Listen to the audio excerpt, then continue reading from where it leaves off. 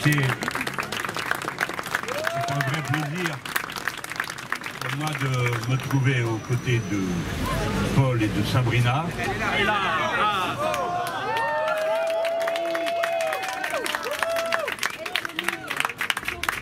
Bon, parce que je les crois significatifs de ce que nous sommes. Je ne parle pas de moi. Maintenant, tout le monde connaît mon âge. Et j'accomplis ma mission en tâchant de faire mon travail du mieux que je le peux. Et croyez que j'y mets toute mon énergie et toute la force dont je dispose.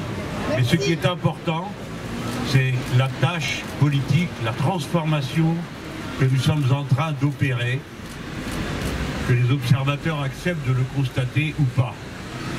Deux candidatures comme celle-là, je commence par ça, sont significatives. Vous avez affaire à des gens dont c'est la première candidature à une élection législative, qui exercent un métier au moment où ils se présentent devant vous, qui sont dans les deux cas des métiers d'engagement extrêmement profond. Être médecin ou être enseignant, c'est un métier qui a un volet que vous connaissez tous, d'amour du métier comme la plupart d'entre vous, quel que soit votre métier. Vous aimez la tâche bien faite, mais c'est une activité particulière que celle qui met en rapport avec les autres êtres humains, soit parce qu'il faut venir à la rescousse pour les ramener dans la santé, soit parce qu'il faut par l'instruction leur permettre de s'élever et se construire en tant qu'être humain. Car le but de l'éducation n'est pas de produire des producteurs, mais d'aider des êtres humains à se constituer en tant que tels, c'est-à-dire capables d'accéder à tout ce qui les fait être humains. Et à ce sujet, on en profitera pour dire que ce qui est caractéristique et peut-être fondamental dans la relation humaine et qui la rend absolument humaine, c'est lorsqu'on s'aperçoit qu'elle ne procède ni de l'instinct, ni d'un objectif particulier. Autrement dit, ce qui construit une relation humaine de l'un à l'autre, c'est qu'elle est parfaitement gratuite. Elle est faite parce que tu es mon semblable et que, en t'identifiant, j'imagine que tes besoins sont les miens. Et donc je mets en partage avec toi ce que j'ai. La gratuité, le contraire de l'idéologie capitaliste, est le fondamental de la construction d'un être humain. La gratuité, le refus de l'accumulation pour soi, le refus de l'indifférence aux autres, voilà ce qui philosophiquement nous distingue des autres courants politiques, et je ne leur jette pas la pierre, mais je dis simplement qui nous sommes, pour qu'on s'en souvienne tout le temps lorsqu'on s'adresse à nous. Voilà pourquoi nous sommes les candidatures de la poésie, les candidatures de la paix, les candidatures de la littérature, les candidatures de la musique, les candidatures de tout ce qui nous met en rapport avec les autres, quelle que soit la langue qu'il faut employer au moment où nous adressons à l'autre, que ce soit la langue de la poésie, de la musique, etc., etc., etc. Et de cela, nous sommes fiers. Telle est notre philosophie, voilà ce que nous portons. Voilà pourquoi nous sommes dans l'histoire, la continuité du fil rouge qui la traverse tout entière depuis le plus profond de ses commencements et qui, à travers la Renaissance, les Lumières et la bataille du mouvement progressiste au sens qu'il avait lorsqu'il s'agissait réellement de progrès, pas simplement d'un habillage pour des mesures réactionnaires, de ce que nous sommes devenus aujourd'hui qui m'oblige à chercher des mots parfois, puisque tous les autres ont été galvaudés. Que si je disais de gauche, je devrais passer la moitié de mon temps à expliquer pourquoi ça n'a rien à voir avec ceux qui se réclament de la gauche aujourd'hui. Le mot a été tellement galvaudé, tellement usé qu'il faut en chercher d'autres pour se redéfinir en commun. C'est pourquoi j'ai dit, en parlant de nous, que nous étions le courant de l'humanisme écologique et social que nous efforcions d'incarner. L'humanisme radical de notre temps, comme c'était le cas à la Renaissance, lorsqu'on a redécouvert la centralité de la personne humaine, explicative de l'histoire et finalité de l'histoire, à l'opposé de celle qui mettait des sujets ou des croyants. Ce renouveau qui tout d'un coup a ramené à l'être humain, aujourd'hui, l'humanisme radical, c'est celui qui comprend qu'il n'y a pas d'humanité possible sans un lien intime, sans une harmonie construite, voulue, décidée avec la nature et les animaux. Voilà pourquoi l'humanisme de notre époque redevient une cause et un programme politique. Ça m'amène au point qui m'importe au moment où je m'adresse à vous. Beaucoup de gens ont du mal à comprendre ce que nous sommes en train de faire. Beaucoup pensent que nous interprètent d'après d'anciennes grilles de lecture. Ainsi, on nous reprochera ici ou là de ne pas chercher à rassembler la gauche. Eh bien, en effet, ce n'est pas ce que nous cherchons à faire.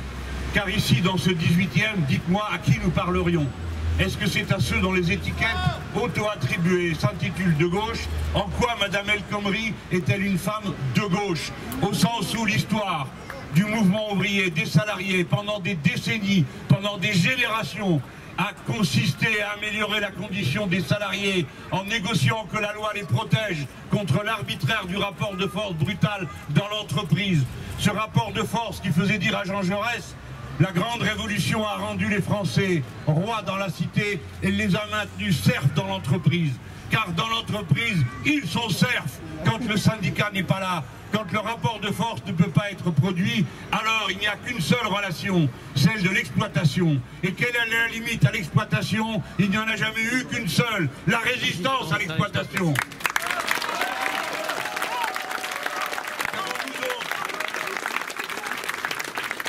Nous n'accepterons pas un seul jour, pas un seul instant de partager quelque étiquette que ce soit, au-delà même du respect que nous pouvons avoir pour les personnes, car souvent les personnes sont respectables.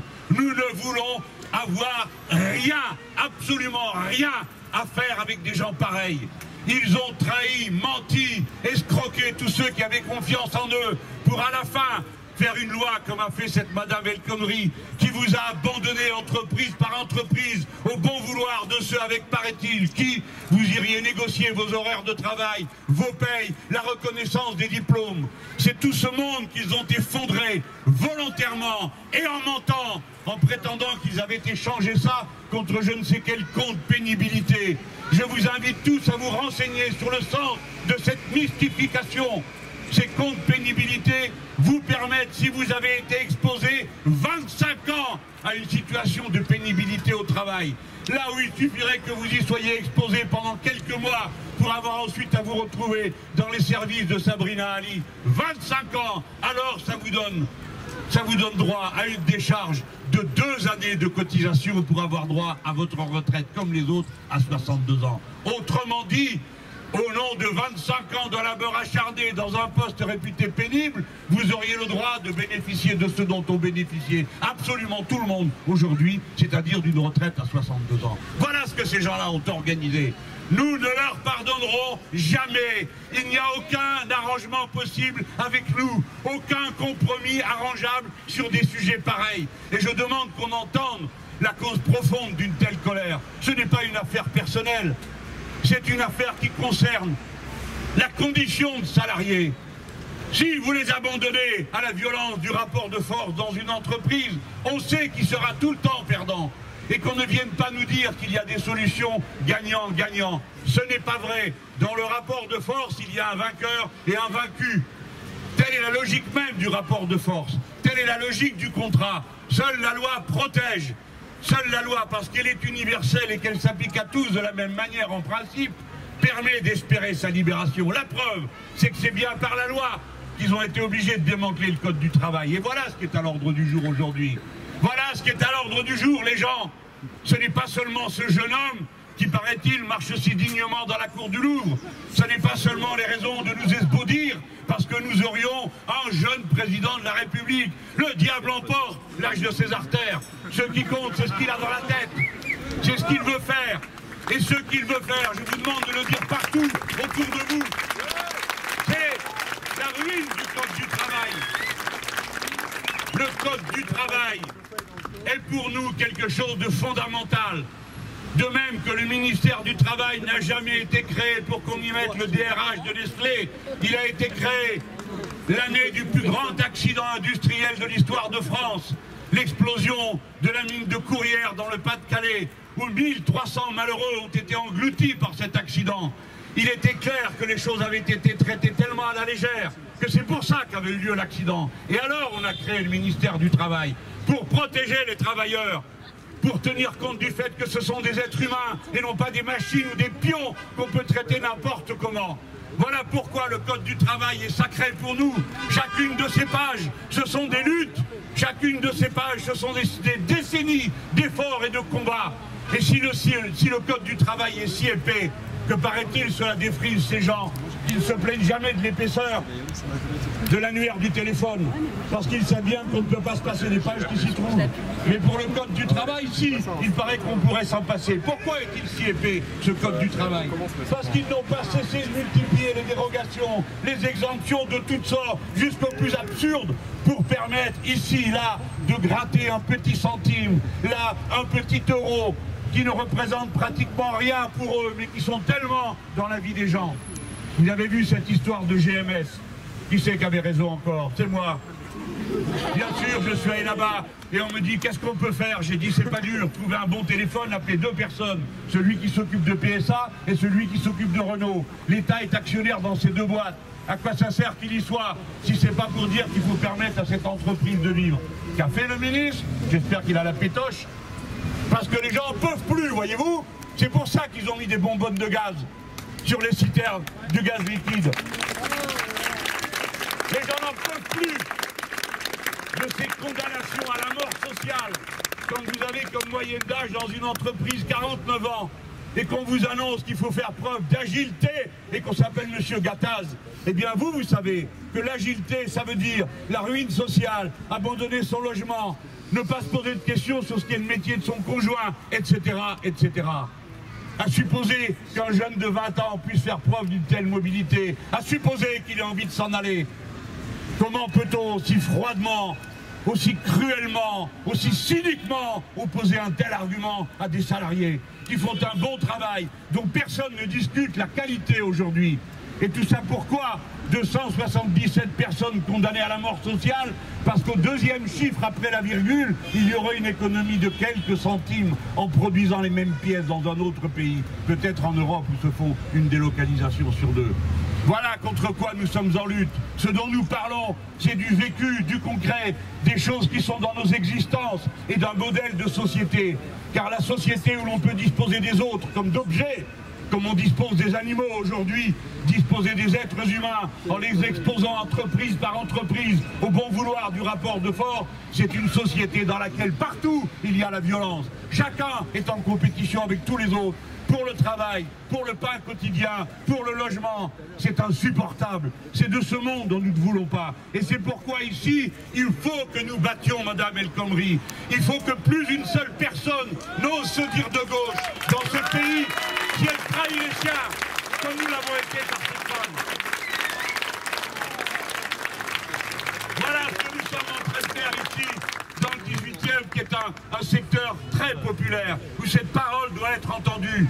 Votez avec les vôtres, votez avec le peuple, votez avec votre classe. Ne votez pas pour l'ennemi, simplement parce qu'il a une bonne mine ou qu'il a réussi à vous abasourdir, parce que ces 9 copains milliardaires possèdent 90% de la presse, et que quand vous allez dans un kiosque, il y a des jours où il n'y a pas moyen d'échapper à sa fichue bobine sur tous les hebdomadaires et tous les quotidiens. Voilà la vérité. Et c'est ça qu'on nous présente comme une démocratie dans laquelle nous serions les suspects. Tout simplement parce que nous refusons de marcher au pas, parce que nous refusons leur piège qui consiste à nous tordre le bras sous prétexte de front républicain. Pendant des mois et des mois, ils font la propagande de Madame Le Pen. Ils montrent quel serait le recours de ceux qui veulent protester. Ils assignent à résidence politique tous ceux qui veulent protester. Ils vous annoncent qu'elle va être en tête, et même peut-être élue dès le premier tour, pour vous foutre la trouille, pour que vous arrêtiez de réfléchir, pour que vous arrêtiez de défendre vos intérêts. Et ensuite, une fois que le piège est refermé, une fois qu'ils ont réussi par leur manœuvre pourrie, en nous accablant pendant plus de 3 semaines, en allant chercher l'Alba, la Russie, que sais-je encore, sans dire un mot contre elle, et nous la ratons à 600 000 voix, les gens. Parce que ce que nous avons fait ensemble, c'est un exploit. À 600 000 voix près, on la sortait de là. Voilà ce qu'ils ont empêché. Tous ces antifascistes d'opérette qui nous ont laissé toutes ces années nous débattre contre eux. Et pour la première fois, nous avons repris le terrain parmi les pauvres, parmi les humiliés, parmi les opprimés, qui ont compris que la parole de libération, elle est de notre côté, et pas du côté de cette femme qui les appelle à une guerre civile. C'est un énorme, un immense succès que nous avons remporté. Voilà pourquoi notre fidélité à cette heure elle va, la seule chose qui compte, c'est que nous sommes une force prête à gouverner. Et nous sommes une force prête à gouverner parce que nous avons un programme. Et de ce programme, il n'y a rien à négocier. Parce que le temps de la négociation, c'était avant, quand on l'écrivait. Et maintenant, comme il est là, porté par 7 millions de personnes, si nous les retrouvons, c'est celui-là qui sera le programme de gouvernement. Et comme vous me voyez là, je suis prêt à gouverner ce pays et je sais par quel bout prendre les choses. Et ceux-là qui sont avec moi s'y sont préparés, non seulement par leur pratique professionnelle qui fait que, quand ils parlent de leur métier, ils savent de quoi ils parlent. Ils savent de quoi ils parlent quand ils parlent de santé. Ils savent de quoi ils parlent quand ils parlent d'éducation. Et ce sont deux questions essentielles dans la vie de tous les jours. Mais en plus, ils sont préparés politiquement. Il ne suffit pas d'arriver le fouet à la main avec ses grands titres et ces actes de service dans telle ou telle grande école ou telle grande entreprise, de vous faire repeindre en société civile. C'est comme ça qu'ils appellent les DRH maintenant. Ils ont collé au gouvernement.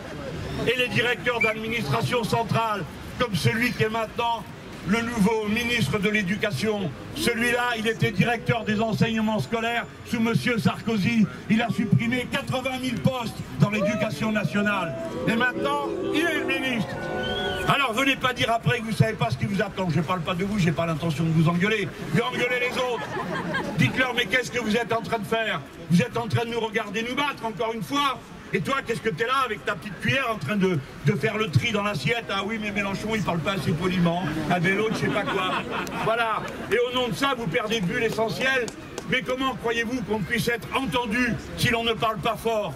On est obligé de parler fort. Et même quand on parle fort, des fois, ça sert à rien. Au point qu'il faut mettre des bonbonnes de gaz, comme l'ont fait les travailleurs de GMS. Pourquoi croyez-vous qu'ils fassent ça? Ce sont de braves gens, d'honnêtes gens, qui ont une vie faite, qui s'occupent de leurs gosses, qui s'occupent de leur maison. Et quand ils rentrent au village ou à la ville, ils participent à la vie des associations. Et quand c'est le tour d'aller voter, ils vont voter. Ce sont des bons citoyens, des braves gens, qui ne demandent pas des milliards, ils demandent juste d'être respectés et d'avoir le droit de gagner leur vie honnêtement. Et que leurs enfants soient éduqués. Et que les vieux, ceux qui sont malades, soient soignés. Voilà ce qu'est le programme commun du peuple. Voilà pourquoi nous ne marchanderons rien avec personne, je l'ai déjà dit. Le programme a été ratifié par 7 millions de personnes. Les enquêtes montrent que 80% des gens qui ont voté avec un bulletin, la France Insoumise, où il y avait mon nom à cette occasion, ont voté par adhésion. C'est-à-dire que sous leurs cheveux qui sont lavables, ils ont un truc en matière grise qui n'est pas lavable, qui s'appelle un cerveau. Et dans ce cerveau, ils ont parfaitement compris que le problème numéro 1 de notre époque, c'est les institutions pourries qui empêchent qu'on donne son avis quand on est du peuple. Que le problème numéro 1 de notre époque, c'est que si ça continue comme ça, plus personne ne pourra vivre parce qu'on ne pourra pas respirer, parce qu'on ne pourra pas boire et que ce qu'on mangera finira de nous tuer, ou si c'est pas nous, ce sont nos enfants. Voilà ce qu'ont compris les gens.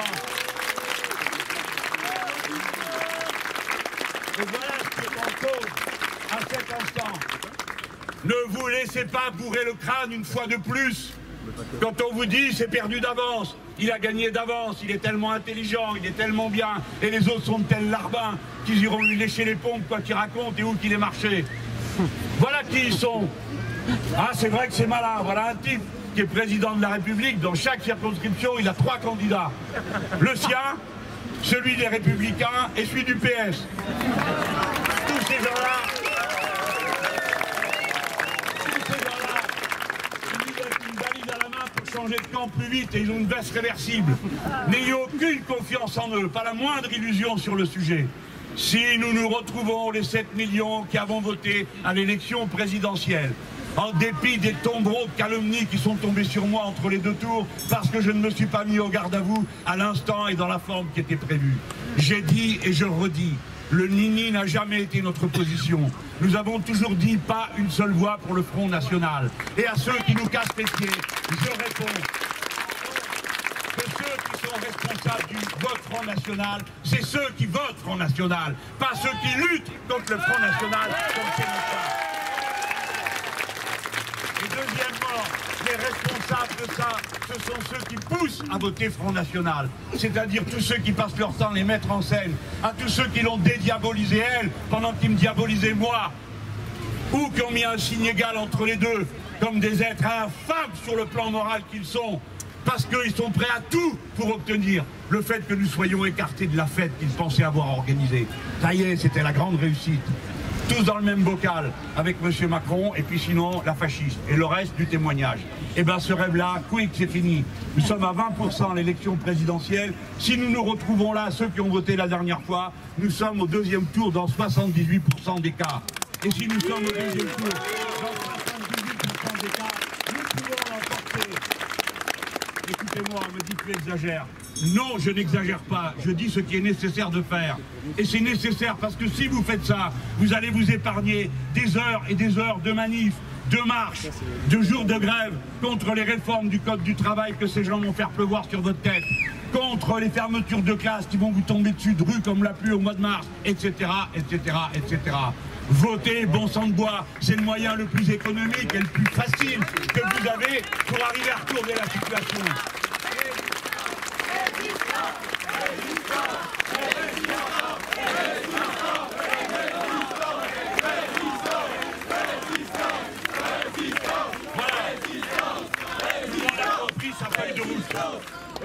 À ceux qui ne sont pas de notre avis, recommandez le 11 et 18 juin un bon week-end à la campagne. Invitez-les en pique-nique au Diable Vauvert et y allez pas. Appelez leur mamie pour qu'elle leur téléphone pour dire de venir tout de suite. Si elle est avec nous, la mamie, elle a plus de tête qu'eux. Et nous, on va voter en masse. Cette affaire-là repose sur chacun d'entre nous. Chacun d'entre nous va et fait son travail. 1, 2, 3, 4, ou même un seul qu'on emmène à voter. Parce qu'il y en a plein qui n'ont pas compris qu'on vote. Et puis il y en a qui pensent en un seul mot, on va voter Macron. Parce qu'on leur a dit que c'était ça, hein, on va voter Macron. Non, on va voter pour la France insoumise. Rappelez-vous que sur les bulletins de vote, ce qui vous permet de ne pas vous tromper, parce qu'en ce moment, bon, il y a bien des emballages, il y a ma photo dessus, que c'est pas moi dedans. Mais là, vous vous trompez pas. Là où vous voyez le FI, tchou, c'est nous. Là où il n'y en a pas, méfiance. La France insoumise, c'est nous, c'est vous, évidemment. Vous savez combien on est maintenant? 500 000, mes amis, qui ont été cliqués pour dire on est avec vous. 500 000, c'est 7 millions qui ont voté, c'est pas rien. Si tout le monde fait bien son boulot et s'use la peau comme je suis en train de le faire en ce moment, c'est sûr qu'on va y arriver. Si chacun rentre à la maison, met son pied dans les chaussettes et dans les pantoufles et attend que ça se passe en regardant la télé, clair, on est battu d'avant. D'ailleurs, c'est pour ça qu'il y a une télé. D'accord? Bon, allez les gens, merci à tous, à bientôt.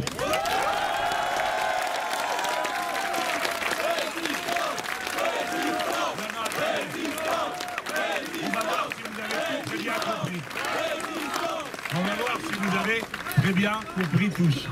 Comment s'appelle le candidat? Plus fort, je vous prie. Et comment s'appelle sa suppléante? On recommence là. Articulé. La suppléante s'appelle Voilà. Bon. Et qu'est-ce qu'il y a sur les bulletins de vote? Allez, au choix, cachez la cause. Un point et la rose? Non. Attendez, on a dit un point et la rose, j'ai rien entendu. Il y en a qui parlent. Non. Est-ce qu'il y a écrit dessus les Républicains? Non. Est-ce qu'il y a écrit dessus la France insoumise? Oui. Oui, c'est vrai.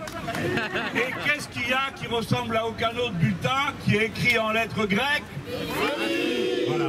Bon, merci à tout le monde, expliquez ça aux autres, parce que des fois les bras m'en tombent. Je me dis, ah bon, on vote? Ah, misère, juste la vie. Oui, alors, et vous le connaissez, Mélenchon? Me dit à moi, bah oui, je le connais, ouais. C'est qui son candidat? Bon sang, tout le monde pas, il s'est marqué sur tous les murs. Bref, il faut tout expliquer, c'est comme ça. Et puis nous, forcément, les nôtres, des fois, bah, ils fuient pas tous les jours parce qu'ils disent, bah, tout ça, c'est des menteries. Non, c'est pas des menteries. Tout ce qui nous concerne, c'est pas des menteries. Allez, merci.